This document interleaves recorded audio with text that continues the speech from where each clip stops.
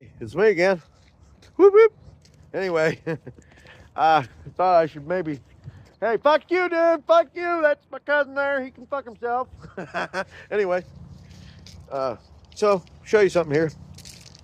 This is what my wife did. I'm gonna tell you something. I got a problem here with my Explorer here. It's an old one, but he's a goodie. But he's got one problem.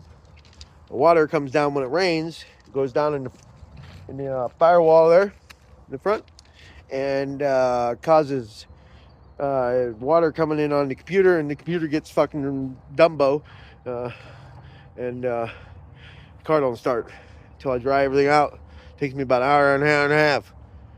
Anyway, I came home to this today because it was pouring rain, and my wife, oh bless her heart, oh buddy, oh my buddy, what the hell is that? Oh my, I bet old UPS and USPS just love to see this, you know. Yeah, this is, yeah, I started cutting this open here. Yeah. Anyway, I got work to do later.